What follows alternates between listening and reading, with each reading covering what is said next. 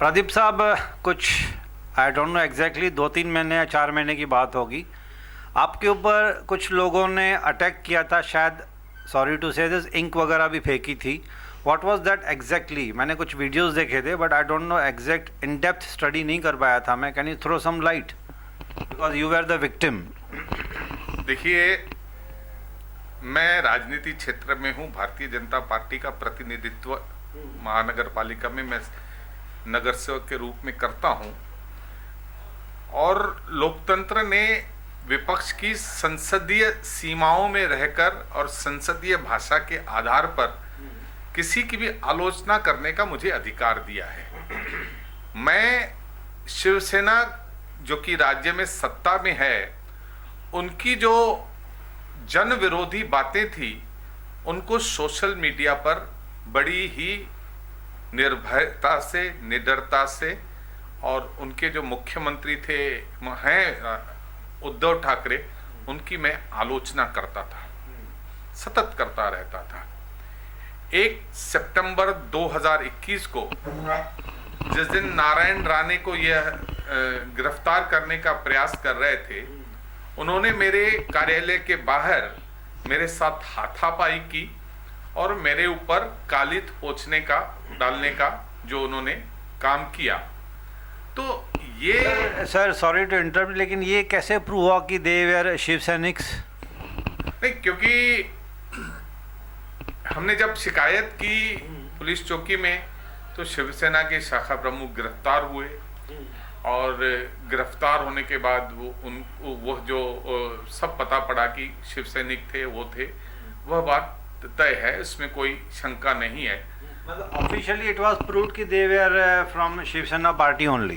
सबसे बड़ी बात क्या है कि जिस दिन इनको पुलिस ने गिरफ्तार किया और दूसरे दिन इनको न्यायालय में खड़ा किया और न्यायालय में जब उनको जमानत दी गई और उन्हें जमानत मिली, तो शहर के बड़े नेता राजेंद्र चौधरी, धनंजय बोडारे, हुल्लर महाराज, उन्होंने उनका फूलों माला से स्वागत किया, ऐसा दिखाने का प्रयास किया कि ये बहुत जंग जीत कर आए हैं और ये हमारे सैनिक हैं और बहुत बड़ा इन्होंने काम किया है। जिस तरह से स्वागत किया, जिसका राष्ट्रीय चैनलों पर भी काफी विरोध हुआ उनका, जी टीवी और टाइम्स नाउ ने काफी धिक्कारा कि ये शिवसेना कैसी लोकतंत्र की पार्टी है जिसमें वह अपनी आलोचना नहीं सह सकती।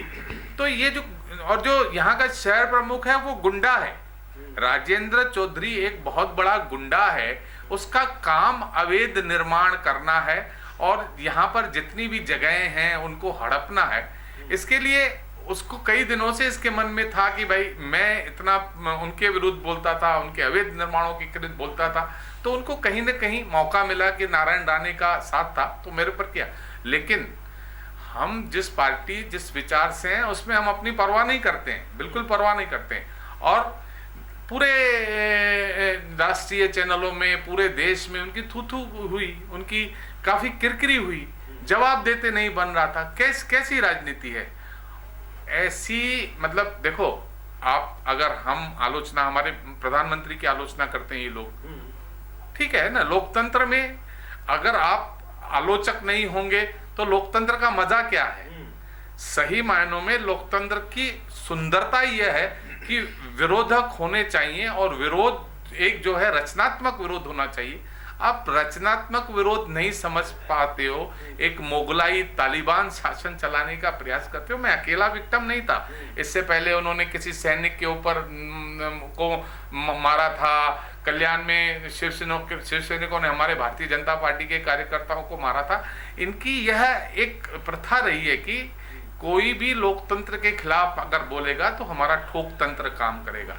तो यही कारण था। बाद में उसके बाद फिर कई लोगों का ऐसा भी बोलना था कि हमारे लोगों ने भी उनको पकड़कर मारना चाहिए।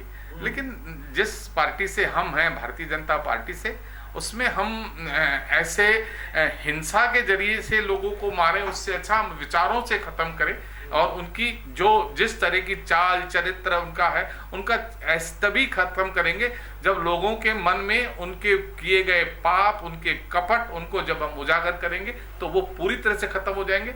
और कोई बात नहीं है, कुछ समय के बाद ऐसा भी सुनने आ जाए, हो सकता है हमारे जीवन काल में ही समय में भी सुनने में आ जाए कि एक थी शिवसेना। सर, आप इतना निडर होकर फियरलेसली ऑन कैमरा बात कर रहे हैं, पर्टिकुलर नाम भी ले रहे हैं आप, तो आपको कहीं डर नहीं लगता कि वापस से रिपीट हो जाए, आपके ऊपर अटैक हो जाए, कहीं से भी कुछ भी हो सकता है? बिकॉज एक फियरलेसली आपने नाम ले लिए, उनके ऊपर आपने एडजेक्टिव्स तक लगा दिए, तो कहीं से तो थ्रेटनिंग होता होगा आपको। फिर आपकी फैमिली भी तो बोलती होगी कि भाई ये क्या कर रहे हैं आप, क्यों जान जोखिम में डाल रहे हो आप? बिकॉज ये जो आपने, मैंने अनइंटरप्टेड सुन रहा था कि आपने बहुत ही फियरलेसली नाम ले लिया आपने, और शायद आगे भी लिया होगा इसके पहले भी, that's why you are attacked.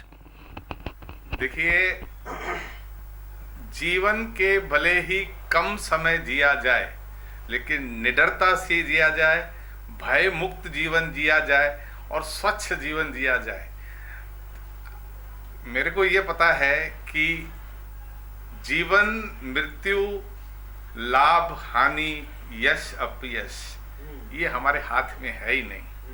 मैं ऐसा ही हूँ, और मैं ये आपके मंच में क्या, मैंने कई मंचों पे उन्हें सीधे चुनौती दी है, आप में हिम्मत है तो आप कुछ करके बताओ। जब ये घटना हुई थी तब तो मैंने बहुत सारे हमारे जितने भी चैनलों हैं उनको सीधे कहा था कि आप वसूली करते हो, आप वसूलीबाज हो, आप राजेंद्र चौधरी और जितने भी शिव सैनिक हैं उनका काम ही गुंडागर्दी करना है, खुला बोला था। तो 1 सितंबर से लेके 1 फरवरी आज एक होने को आई है, 5-6 महीना हुआ है। हिम्मत है तो आए। कहाँ जो आदमी हिंसा करता है वो अंदर से बहुत बड़ा बुजदिल होता है, वो इतना बुजदिल होता है कि वह अंदर, हम क्या उसको करें, वो अंदर से ही टूट जाता है। तो कोई इस बात की मुझे बिल्कुल भी यह नहीं है, मैं बिल्कुल खुला बोलूंगा, आगे भी बोलूंगा, जब जिस मंच पर बोलना होगा बोलूंगा। लेकिन इतना तय है कि समय जब आएगा, लोकतंत्र की जो भारत की जो उम्र है अभी 70 साल है, जैसे जैसे लोकतंत्र की उम्र बढ़ेगी और ये जब 400-500 साल की होगी, तो जो आज मैं प्रदीप रामचंदानी हूँ, ऐसे करोड़ों प्रदीप रामचंदानी आपको दिखेंगे। मेरा खाली वर्जन थोड़ा जल्दी आ गया है, क्योंकि एक लोगों के मन में अपने भय बहुत व्याप्त हैं। लोगों को लगता है मुझे ऐसा ना हो जाए, अपने ही मन के कारण वो डरे हुए, सहमे हुए रहते हैं, अपने अत्याचार सहते हैं, चुप रहते हैं। लेकिन समय आएगा, लोकतंत्र जब बढ़ेगा, उसकी उम्र बढ़ेगी, तो करोड़ों लोग इस तरह से बात करेंगे और निडरता से जिएंगे, और तब आगे भारत हमारा पूरे विश्व में नंबर 1 होगा। तो दोस्तों, this was mister Pradeep Ramchandani, निडर, फियरलेस पर्सन। मुझे तो एक ही टैगलाइन सूझ रही है इनके लिए कि शेर का जिगर रख रहे हैं शायद ये।